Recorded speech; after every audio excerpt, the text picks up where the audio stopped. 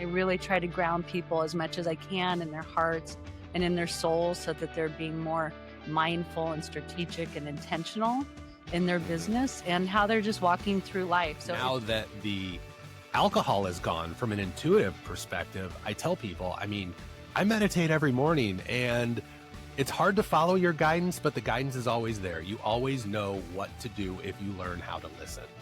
You always know. If you don't feel well, in your marriage, your relationship, your health, your job, any of those things, just try. If you're not sober or you're still drinking, even if it's not a lot, it could just be a weekend drinker. Try to eliminate alcohol from the picture for a while, a couple weeks, a month, and see if that makes you feel better.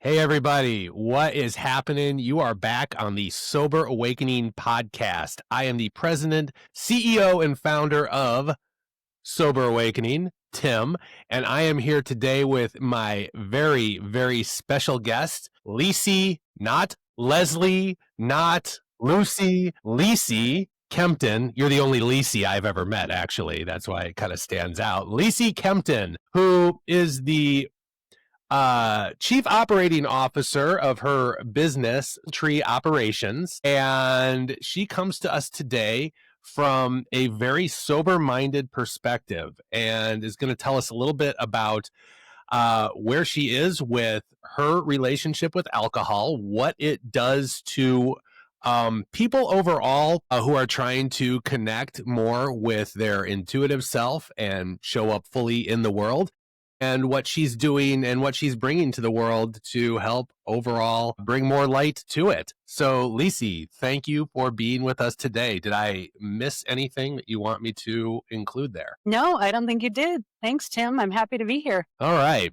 So, first off, tell me a little bit about your business. Let's start there, just so people can get familiar with you and what you do in the world. Sure. Yeah, my company is Tree Operations, and I do business optimization and management services for ambitious, impact-driven entrepreneurs. I really want to work with entrepreneurs who want to make a difference in the world. And typically they come to me because their businesses are operationally a mess and they're trying to scale their business to $1 million or more. And they've kind of reached that revenue ceiling and they can't figure out why. They're stuck there. And typically it's because they don't have the solid foundations and structures in place to support their growth and expansion. It's not just about generating more leads and sales. You actually have to have a foundation to scale from. So I help them fix those things. Okay. And now with what you're doing from a business perspective, you do have a spiritual component to this, do you not? Where are you coming from with that direction? Yeah, so I've realized throughout my life and my personal experiences, not only in my own business, but helping other businesses scale as well, and just personal experiences actually outside of business, that you really couldn't achieve your highest potential as a business owner. And I know this is something you talk about a lot too, as a business owner or a leader, or even in your personal life, you can't achieve your highest potential if there's not some personal awareness, some personal responsibility about what you're doing in your life and how you're treating yourself, how you're taking care of yourself. And for me, there was a spiritual component to that for me, to achieving my highest potential. When I wasn't achieving my highest potential, I didn't have that spirituality in my life. And once I started achieving my highest potential, it's because, in part, due to the spiritual component that I implemented and identified and nurtured. Okay. And do you talk to your clients about this at all? I do. Yeah, it's spirituality and self-development. Yeah, all of it. It's actually a part of my framework. So there's a lot of heady stuff in what I do. And I really try to ground people as much as I can in their hearts and in their souls so that they're being more mindful and strategic and intentional in their business and how they're just walking through life. So to me, it's a very important part of managing a successful business, is that spiritual component and kind of just taking a look at yourself holistically and your business holistically. Yeah. So Your own spiritual framework, what foundations do you have in place? Because I see Lord Siddhartha Gautama there on the wall behind Mhm. you, aka the Buddha, for those who don't know who Siddhartha Gautama was. But where do you come from? What was your kind of spiritual foundation that you were given growing up? Where you at now? I'm not sure I would call it a spiritual foundation that I grew up with. I grew up in a strict Mormon home, which actually wasn't healthy for me personally. I didn't Hmm. resonate with the teachings. I didn't connect with them. And it was challenging living in a house that taught that. Giving credit to my parents, once I came to them when I was 14 and I said, I can't do this anymore. I was pretending to be sick all the time. I didn't want to go to church. They let me stop going. I wish at that point that they would have said, you need to find something else. Like, if it's not this, then let's find something else and let's explore that together and we'll go find that, because I ended up being lost for a while, which is where the, drug and alcohol entered my life. So Mormonism was not the right thing for me. I wish I had found something else. So it took a long time for me, a lot of pain and suffering and trial and error before I discovered a spiritual path. And it really just evolved over time, meeting people, moving to Boulder, Colorado was super helpful because there's a lot of that here. And so I just started piecing that together really later, way later in my life. And it really helped me, just discover another piece of my puzzle, my personal puzzle. Okay. Is there a specific faith based system that you gravitate to now, or do you consider yourself spiritually independent? Kind of, for instance, myself, I was born, raised Catholic. I kind of got away from it, explored, and have been exploring other things. And now I kind of consider myself under the broad umbrella of mystic Christian. I do the Christianity and the Catholic thing, but I look at it much differently after having explored Buddhist philosophy or the Hindu framework or, Hermetic principles, things like that. And then all the quote unquote open-ended spiritual stuff that we've talked about or we've experienced together through Yeah. some of our work in other arenas. So where are you at? Is there anything you gravitate towards specifically or Yeah, I think mysticism for sure is a big component for me. Nature is a place where I spend a lot of my time, and I would say that that's my church, is being outside in nature. I stumbled upon Buddhism when I moved to Boulder. I wouldn't say that I explored it extensively, but there is definitely some, temples and ashrams and things around here that I've explored, and that resonated with me for sure. The teachings and what I know about Buddhism, I haven't explored it extensively or studied it extensively.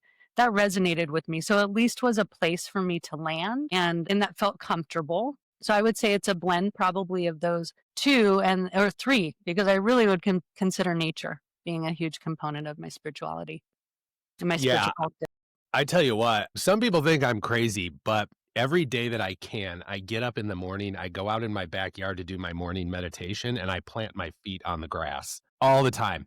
And I literally have a tree on my walking route, kind of that I walk by that I've named Ray due to, well, I named it Ray, but like I'll literally go up and put my hands on the tree and kind of close my eyes if I'm thinking of things that are bothering me or whatever, and I'll just do a quick like meditation and kind of see what comes through. And it's amazing how much more connected I feel to my divine guidance when I am in physical contact with nature. For sure. Yeah, I definitely connect with my spiritual guides more so in nature than anywhere else.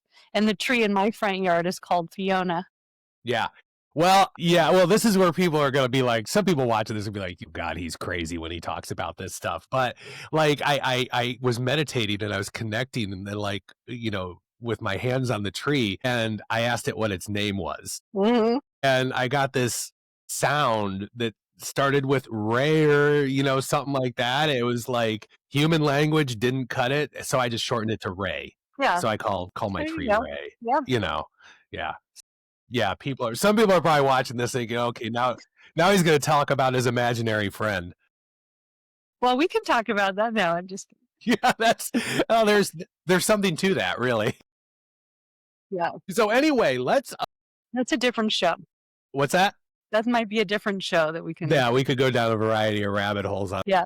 from that angle. So from a drinking or drug whatever perspective, where did you start with the use of alcohol and anything else in your life? Probably like most people, you experiment with it when you're younger, you determine how you're going to use it. Where'd you start and where did it go and what kind of role does it play in your life now? Because you are not a sober person like me, like sober Yeah. came from an addiction background where I was drunk 24/7. You never experienced that. You still drink occasionally. You are in the bucket of people that I call sober minded. Don't consider yourself as having a drinking problem or a drug problem. You're mindful of your use of it, but it's nothing that you totally abstain from.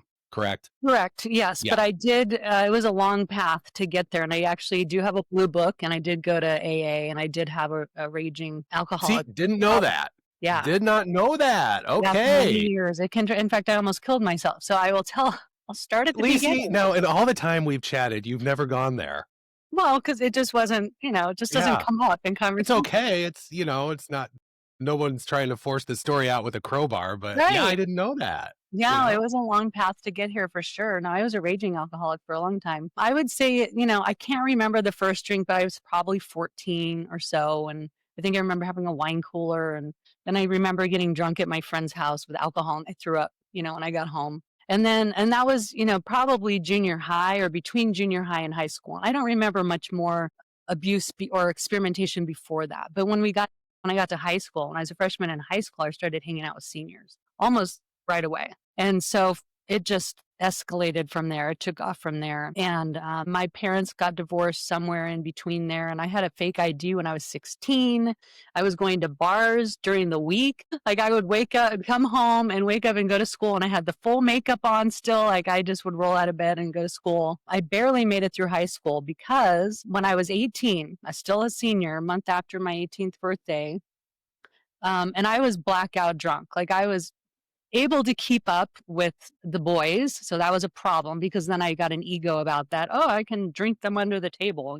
I was doing shots and drinking more beer than a lot of my buddies were. But by the time I was 18, it was completely out of control, blackout drunks sessions all the time, drinking and driving all the time, being a complete jerk to my friends all the time, not remembering what I was doing or saying all the time. So I finally had a car accident when I was 18. And luckily, my friends were not in the car. I had left them because they were accusing me of being too drunk to drive, which of course I was. And luckily, they did not stay in the car with me. They left. And actually, I was driving my parents' van.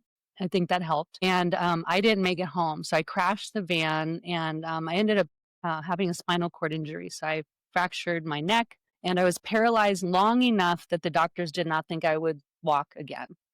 And that was a long recovery as I did have to learn to walk again. I did have to learn to, use my arms and legs and limbs. And I had to wear a halo brace. I don't know if you guys know what that is, but I've had to screw the screws in my head and I had to wear a cage. So I had to wear that. I have a high school friend that got in a car accident and he had to wear a halo for several months. Yeah. Yeah. So that was 3 months. So I was in the hospital for a while, probably rehab for a month or two, learning to use all my faculties again in facilities. And so that was it took a while for me to get that all back. Obviously, it was like relearning a lot of that muscle memory and stuff like that. So you would think that would have stopped me from ever drinking again. And no, it didn't. So I continued. I probably slowed down. I might have stopped for a little while because I had to go live with my mom for a while. She had moved away. And so I had to live with her at the end of me having the halo brace. I was living with friends. It was so weird. It was such a weird time that I was living with friends when I had the halo brace on. But I finally got it off. And then I think I went right back, to my life. And then I was hanging out with people that were still doing those things. And so I didn't stop. I mean, it just continued to be, a problem for a long time. Okay.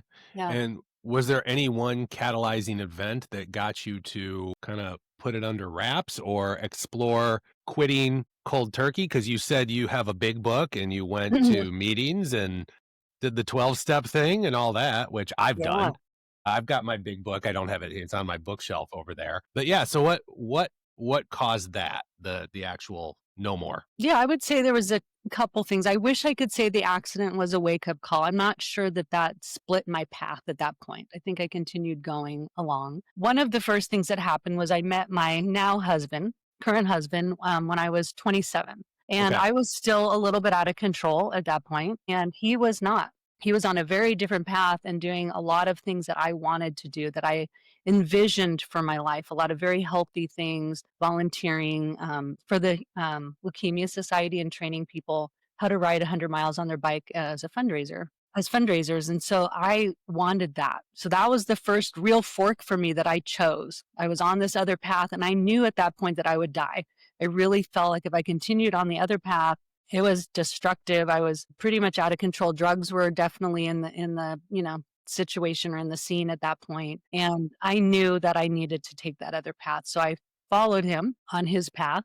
And it wasn't an immediate change. Like, he definitely experienced my blackouts, and I would wake up in the morning and he'd be upset and crying. And I'd be like, what did I do? And I don't know why he stayed with me, to be honest, because that was, I was not kind, when I was a Right. nasty drunk. I had a lot of pent up pain and emotions that I was, releasing during those times. And the next phase, or the next thing that happened to me, is I had some health scares. So I got some diagnosis of some precancer stuff on my cervix. So that was a little bit of a wake up call. We moved to Boulder. I was now around a lot of people that could help me heal my body. And once I started healing my body, then it started healing my mind and my Yeah. soul. I started losing the craving for alcohol, actually, once I started healing my body, because my body was toxic at that point. How many years had I been going with all of those toxins in my body? So I did find that to be, kind of over the next hump. Like, my body started healing, my cravings reduced. And then the big thing that happened, so that was kind of like, this was kind of like a little bit of a path. I decided that my husband and I decided we wanted to have a baby, that I wanted to get pregnant. And I did not want to conceive a child with a toxic body. Right. And so that was really the last thing that helped me. And it turned the switch off literally for me, Tim. I don't know how, because I know this doesn't happen for a lot of people. But Mm-mm. once I made that decision, that I was like, I do not want to bring a child into this world in a toxic body or in a toxic environment, the switch turned off and I was able to stop drinking. Yeah, it's interesting. I haven't really explored this phenomenon, but I still frequent AA Mm. and go to meetings, not as religiously as I did at first, but I've been on this journey for 10 years now that I've been going to AA meetings, and you see people coming in and going out. And there are a lot of women who talk about how they didn't drink during their pregnancy. But once the pregnancy was over, they went right back, and it was probably, it came back worse than what they left. But I always wondered how they could just, with pregnancy, you can switch it off. It's a thing among women. Somehow it's that willpower, it's whatever. It's, a lot of women truly do not drink during pregnancy that had problematic drinking before, and then they go back to it. But pregnancy, no. And I'm sure there's a lot out there who do drink during pregnancy. But, Yeah. Yeah, for sure. I see that pregnancy does seem to have that effect. You have a very rare situation, it sounds like, to where you just kind of lost the desire for it with your Yeah. pregnancy. Yeah, I really did. And then unfortunately, what happened after that was health problems started popping up because my body had been so abused for so many years. And so that helped, to be honest, with me continuing to disregard alcohol, because I just didn't feel well already. And to then have a Mhm. drink, that made me feel worse. And I'm trying to raise, I have a Yeah. newborn and I have a baby, and then he was a toddler. And then, so it never fit into my life after that, really, as a main Yeah. component of my life. Yeah. What's interesting to me is you talk about healing your body. Mm. And myself, when I quit drinking, it was quite miraculous. I dropped 70 pounds. The depression and anxiety were not a total thing of the past. They never are in our human experience, I think. But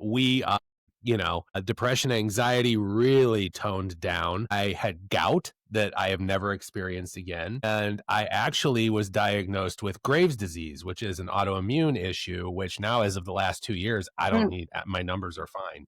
I didn't have to have my thyroid out or anything. Now, I've done a lot of things to, Nice. kind of promote that in the wellness arena, more of the holistic stuff. But you take alcohol out of your body and let it get back to its natural state a little bit more, and some really miraculous things can happen. Yeah, agreed. I think if anybody's experiencing health problems, the first thing they should do is eliminate alcohol. It's not good for you in so many ways. Yes. So what I will tell people is, if there's nothing, I don't preach don't drink, right? What I tell people is, though, if you are drinking, you cannot be the best version of yourself if you're drinking regularly. So if you feel stuck, don't drink. If you are unhappy about anything, don't drink about it. Drinking is not going to help anything at all. You want to No. lose weight, stop drinking. You want to get a new job, you're unhappy at your job, you want to move into a new career, work on that, stop drinking for 3 to 6 months. See what happens. Yeah. Yeah. So I agree. I think that people should just try it. I think, just try it. If you're having those problems or like all the things you mentioned, just try it and see if it makes a difference. Yeah. yeah. So okay, so you obviously, after you were pregnant and you had your Mhm. son, you went back to drinking and it just didn't stick anymore for you. It just Yeah. wasn't something you consciously had to work at giving up. No, I'd say it just lost, besides the fact that I just didn't feel well. And so then I couldn't take care of my son well. And then I couldn't be a good wife and all those things. That really helped me to just lose the desire for it because I just didn't feel well. And it's just continued to be that way. And I've just continued to drink less and less to the point where I think I went 6 months, this last year.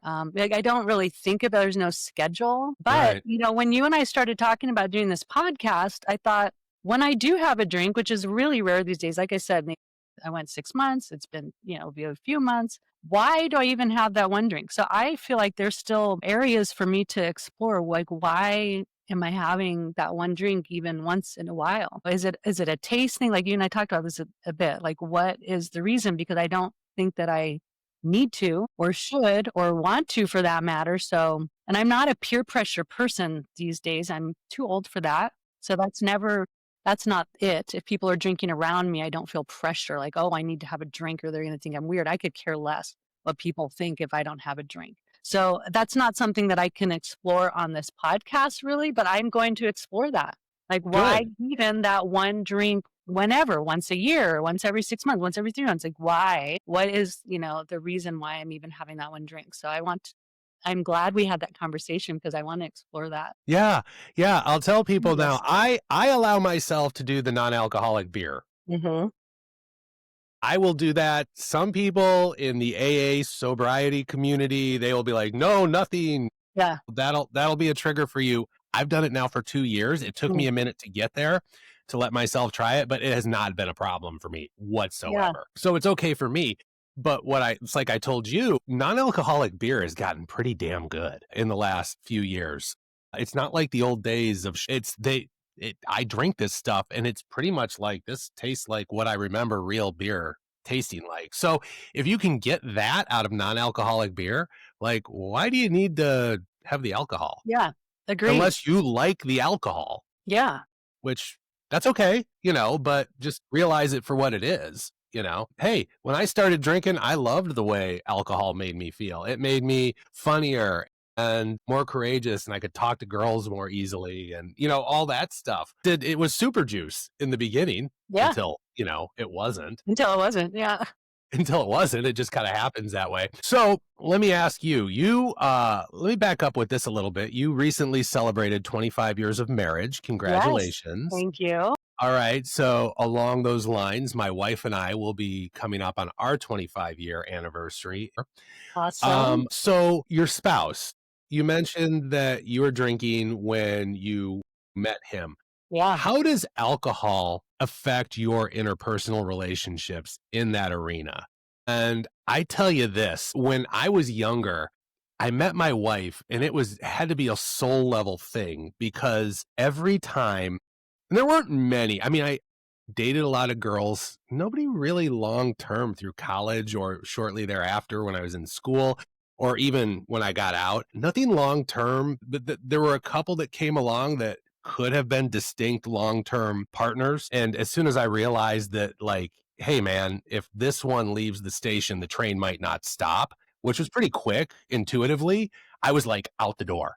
I was like, bye. It wasn't that I didn't like them or they weren't wonderful people. There was something about, because the second I go down this road, the party ends. I won't be, I won't be able to drink. I didn't think of Yeah. it like that, but Yeah. looking back, it inhibited me a lot.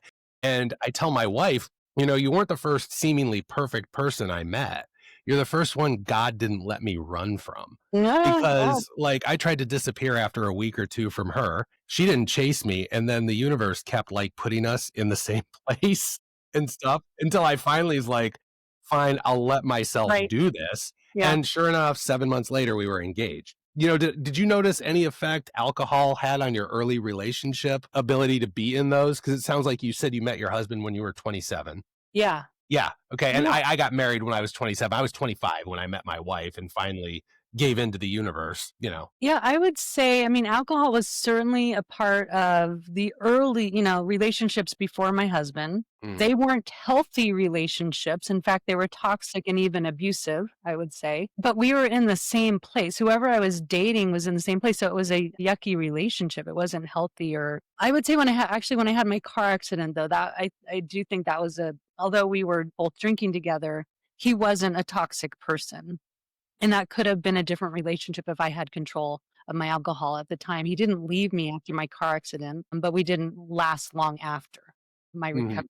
So I would say that I was just in unhealthy relationships, dating other people that were drinking the same way. So that was, of course it affected my relationship. It was toxic. And then you heard the story, about when I met my husband. He was not drinking the same way I was. He definitely has never had a problem with alcohol or drinking excessively. And so that certainly should have terminated that relationship. I mean, it was bad. And I don't know why he stayed with me. Maybe there's a soul connection there as well. There was no reason for him to stay with me unless he must have seen something, right? He must have seen when I wasn't that way, the person, he could get the glimmer of the person underneath all that and the person in all of that. And so that must have kept him in there. Yeah. Luckily, thankfully.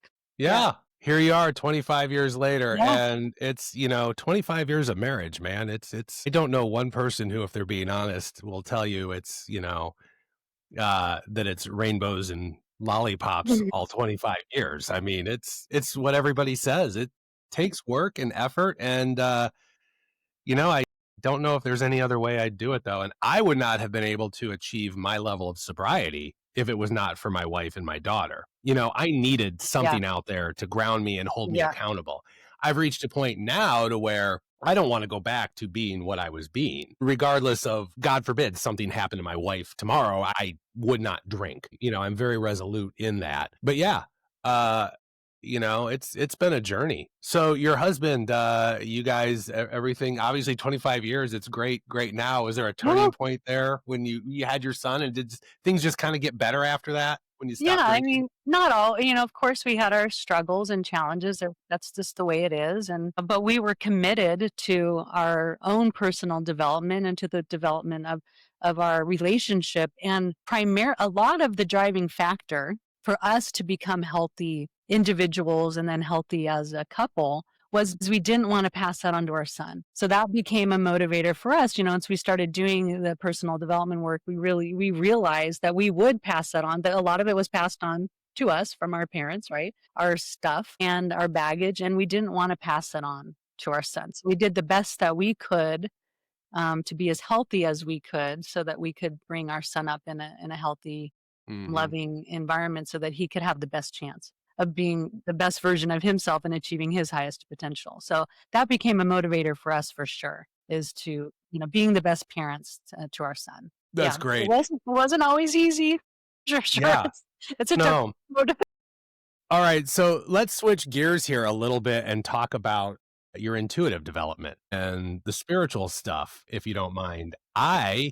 From my perspective, I don't know if you've heard any of my other stuff. I've talked about it online and in some of the podcasts I've been on. But when I was young, I had a couple of otherworldly, I'd call them highly intuitive like experiences. And then as I got older and drank, that sensitivity that I seemed to have at a young age went away. And it was always there, in the background, but it's like my guidance and my intuition got very, very quiet. It was very, very dim and damp. And then I got sober and my physical body got better. And then all of a sudden, I would say like 6.5 years ago now, I got a job with my current employer. They're based in California, so they do all these, wellness things and Yeah, everything. And nice. they're a little bit more holistic with some of the wellness activities they promote. And so we have a program where if I do so many different wellness activities over the course of the year, I accumulate points. You get so many points, you get a reduction on your health insurance premiums. And one of them was meditation. And I thought, oh, yeah, I can just meditate. It just meditate for 30 days in a row, 10 minutes a day. They provided you the app and everything. And I thought I can meditate for 10 minutes a day, no problem. Just listen to somebody telling me to chill out and relax. Right. I did that 10 minutes a day for 30 days and I was hooked. And then I started having this crazy fascination and curiosity with near-death experiences because I drive around for work. So I'm listening to a lot of stories about near-death experiences. And then I get into all these, more alternative or esoteric channeled works. And then I start exploring some things on my own, like the good Christians out there are going to run for their holy water. But like I got a dowsing pendulum and I was like, I got a deck of tarot cards. That's a big Christian no-no right there in Yeah. some circles. I was like, I feel okay with it, which I never got into any of those things. But then I started, communicating more through automatic writing or just talking to my higher self and seeing what came back when I was in meditation. And it just kind of snowballed from there. And then obviously I went to high school with our mutual friend, Vanessa, who Huh? runs obviously Earth Magic Academy, which Yep. how we met doing Yep. her courses. And I got to a point where I was like 3-4 years ago, I was like, I think I need to explore this with more structure. And so I saw her advertise on Facebook. I got into her programs and now here we are. And now that the alcohol is gone from an intuitive perspective, I tell people, I meditate every morning and it's hard to follow your guidance, but the guidance is always there. You always know what to do if you learn how to listen. You always know. You just have to learn for God, higher self, the Holy Yeah. Spirit, whatever you want to call it. You got to learn how to listen to it, and it is never going to steer you wrong. That was kind of my development. What about you? Yeah, I would say when I was younger, I had some experiences that I would say, like knowing things were going to happen or strange, unexplainable things happening that scared me. And so I shut that down. I remember those things happening and being scared. I also remember hearing stories from my mom and sisters and grandma, things that were happening to them later on. So I was like, oh, well, maybe this is in our something that's in our family, that we have some spiritual connection Yeah. or some sort of connection to source, or again, like you were saying, God, whatever you want to call it.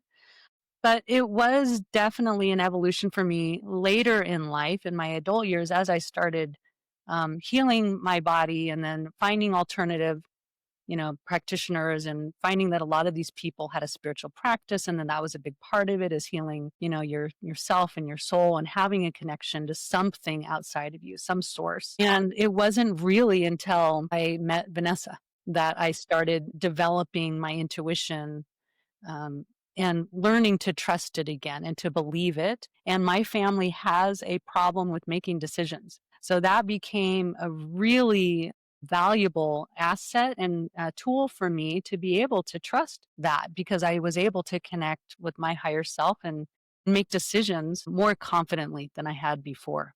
Mm-hmm. So it was really in the past. I think I met Vanessa 5 years ago.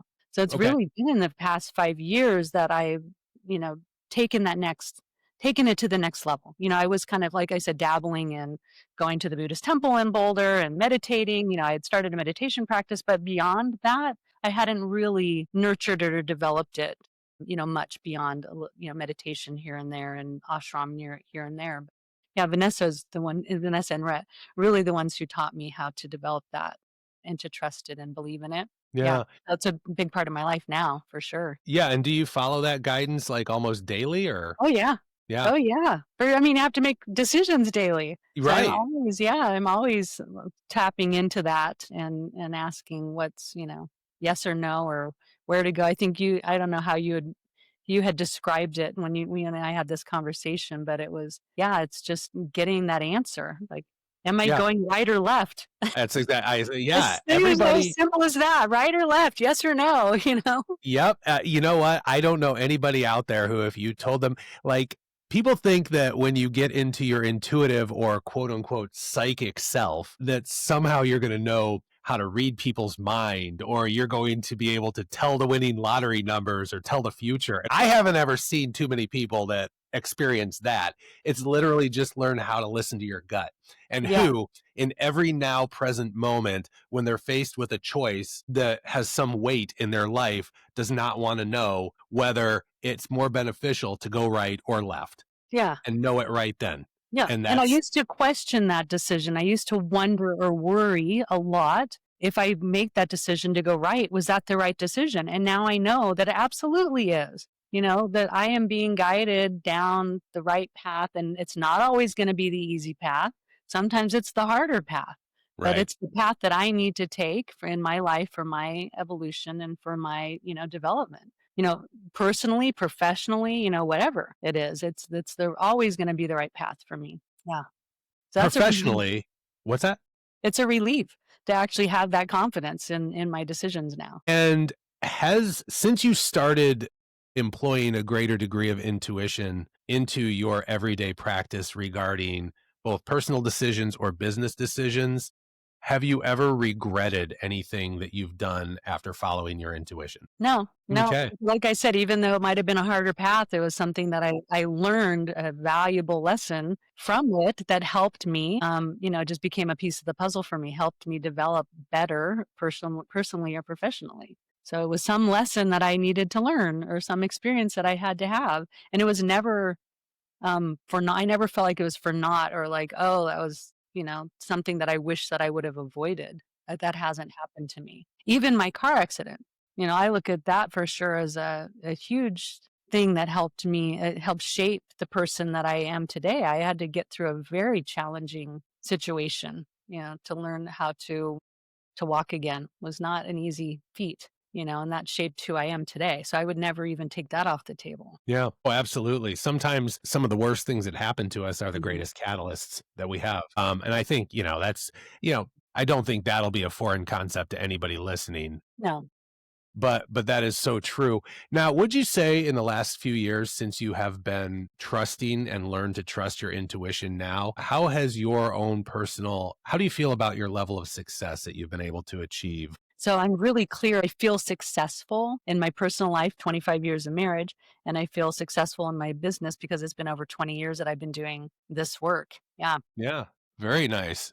So let's talk about your business a little bit. You talked about what you do from a 30,000-foot Mhm. perspective, but you said you incorporate spiritual and self-development aspects into maybe your coaching or what you suggest to your clients. Where do you go with your clients when you make these suggestions or you offer them advice along those lines? It depends on where they want to go for sure. Hmm. Yeah. I don't ever force it or push it. I invite it for sure. But the whole self pillar of my framework is about understanding your personal operating system, as best as you can. So you know what you need to succeed and to, be the best version of yourself or to achieve your highest potential. And so I just invite them to explore different things that it might be happening in their life. Like for sure, when you're expanding your business or when you're an entrepreneur, I mean, anybody needs this, but we're specifically talking about entrepreneurs and scaling their business. You need to have a self care routine, Hmm. whatever that means to them. Is that meditation? Is that getting massages? Is that sitting in nature? Is that, so it really is up to them to decide what self care means for them and what works for them. And then I also help them identify things that they might be doing in their life that aren't serving them Hmm. anymore. And that could be foods that they're eating, it could be alcohol that they're drinking, it could be people that they're spending their time with. There's a lot of people that don't understand or realize that they're in toxic relationships or spending time with people that are draining their energy. They will leave the time with them and go, "Oh, I just felt horrible. Yeah. I don't feel well after being with that person." And so I try to get them to just awareness, right? Awareness Yeah. around all of that. What is affecting you? in your life? And then conversely, like, what are the things that you should be spending more of your time doing? Who are the people you should be spending more of your time with? Like, it's really just kind of across the board and what they awareness.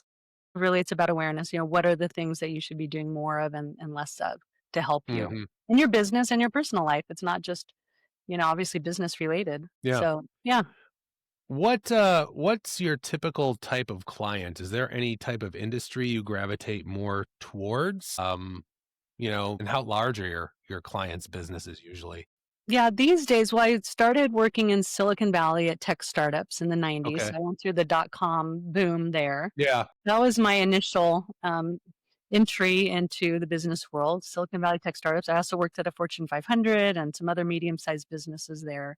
Once I left corporate, I just landed with coaches and consultants initially. I did work with some other startups along the way, and that's where I am now is, really online service-based Hmm. businesses, which typically tend to be coaches and consultants that really want to make a difference in the world. I've worked with six-figure entrepreneurs and seven-figure plus entrepreneurs. I've discovered that really the ones that need me and that are looking for me are making around $250,000 a year, and they have their sights set on $1 million Okay. business, and they're stuck.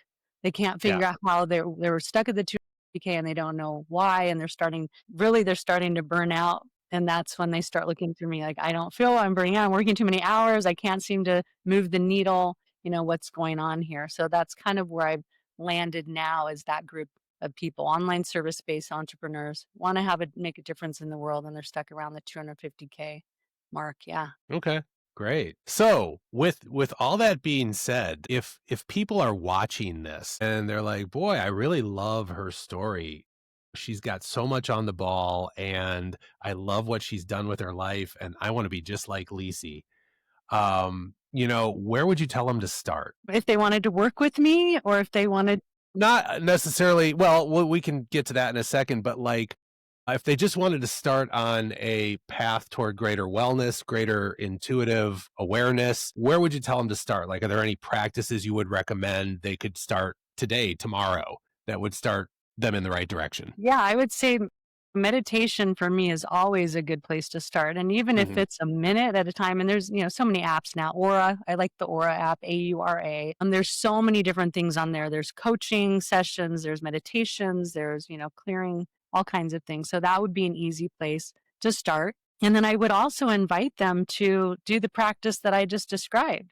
Like, really have awareness around what you're putting into your body, where you're spending Hmm. your time, who you're spending your time with, what kinds of things are you doing. There's a lot of things we have to do in our lives that we can't eliminate, that are causing stress and disease. But, can you reduce that in some form or fashion? When I was really sick for a while, I hired somebody to cook for me, Hmm. because I wasn't even able to cook healthy meals. And so, can you invest in yourself in certain ways? Maybe you're hiring a house cleaner once in a while. There's a lot of things that I think people don't feel like they're allowed to do or can do, in their lives to help them be a better person, or be a better, achieve their highest potential. So I would say just awareness around that. Like, where are you spending your time? Can you change any of those things? Even Hmm. one thing could make a difference in your life. If you could change that and that made you feel better, then that's a start for sure. Okay. And from a professional perspective, how do they get in touch with you if they're like, "Hey, I want to talk to Lisi about because I'm feeling stuck," like you just talked Yeah. about. Where do they find you? How do they get in touch with you? Probably my website might be the best place to go. It's soultreeops.com, soultreeops.com, or email is lisi@soultreeops.com. Yeah, that would be a good place to start. And I'd be happy to talk to them about any of this, even if it's not business related and they're not interested in scaling their business to, $1 million or more a year. If they just wanted, if something I said resonated with them, a health journey that they're on, because I have had to explore that a lot. I've spent a lot of time, energy, and money in alternative therapies when traditional medicine didn't have answers for me and couldn't give me answers. So that's an area I'd be happy to have conversations with people about, or just taking that first step to helping them, feel better I would love to explore any of that with them. It's all open. Great. So let me ask you, in closing, is there anything we haven't talked about, any words of wisdom, piece of advice you'd like to throw out there into the universe for the Sober Awakening family that you would like them to know or hear from you? Ooh, that's a good question. I mean, really, I want it to be, I maybe just the awareness around,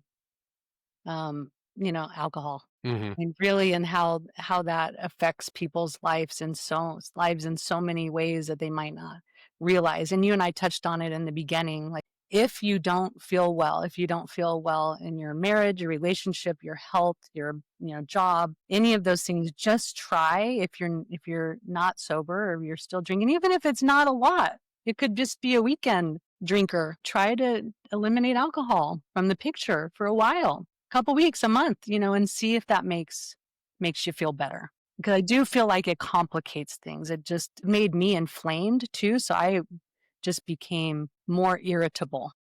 Yeah. Yeah, it's just being more irritable and not being as patient as I wanted to be, not being able to take life's challenges very gracefully. It Right. didn't allow me to do that. Even a little bit of alcohol, when I was starting to taper off, I was still noticing that. Yeah. Alcohol is a very toxic, quote unquote, low vibe, Yeah. dense substance. And if you're putting it in your body, you are going to attract dense, Mhm. low vibe, icky things to your life. That's just how it works. Yeah, and that's been my experience, and I know you feel this way too. There's no Yeah. judgment around that if people are drinking. It's just an invitation to Yeah. try it. It's an Yeah. invitation to try it if you've tried other things and nothing's helping and you don't feel well. Depression, anxiety, I had all those things as well, and it just made it worse. It just amplified everything negative in my life. Yeah, Yeah. I think you touch on something important, and I try to keep reminding people is there's no judgment if you're a drinker. My wife is a drinker. Yeah, my I'm husband is. around drinkers all the time. I do a lot of things that still aren't great for me. I eat too much sugar. Mhm. I do all kinds of stuff that isn't good. But alcohol is one thing that is should be very easy for people to cut out if they are having a rough time. And then cut that out, you just might be surprised at how good things go. And then that might tell you something, Yeah, you and if know? you can't cut it out, then that's something to be curious about. There's an invitation there to explore that. Why can't I cut it out? Why don't I want to cut it out of my life? I have the same question on my plate right now too. Even though I don't drink very often, why am I still having that one drink once in a while? So I'm going to explore that, and I invite other people to as well. Great. Well, I'll be interested to know in another 6 months or whatever how you feel about that then. Yeah, me But too. yeah, so anyway, Lisi, thank you so much for being here. We'll go ahead and wrap up now. Thank you so much. You have been totally authentic. I did not know that you had quite the alcohol Mm, history that you did. Thank you for sharing and being so yes, genuine. of course. Loved having you here. Love the light you bring to the world. I told you have a very Stevie Nicks energy about you. And Yeah, I just think that's awesome. Congratulations again on 25 years of marriage to your husband. I know you feel you're fortunate. I'm sure he feels mhm. fortunate as well. And yeah, much love to you and your family. And I'll look forward to wherever we all go in the future. Yeah, me too. Thanks for having me, Tim. It was a pleasure being here. All right. Thank you so much. Bye Bye. bye. Thank you for joining us on this episode of the Sober Awakening Podcast. We are so grateful and excited that you're part of this journey. As always, please remember any businesses, services, or individuals mentioned here are shared because they resonate with our mission. We receive no financial benefit from promoting them. It's all about guiding you toward what inspires and empowers your journey. If you've found value in this podcast, please consider supporting our mission with a tax-deductible donation at www.soberawakening.org. Every contribution helps us continue providing resources and inspiration for those seeking sobriety and spiritual fulfillment. Don't forget to subscribe, share this episode, and visit us at soberawakening.org for more resources and upcoming events. Let's continue this path together toward a life of sobriety and spiritual fulfillment. We love you so much. Until next time, stay sober-minded and intuitively guided.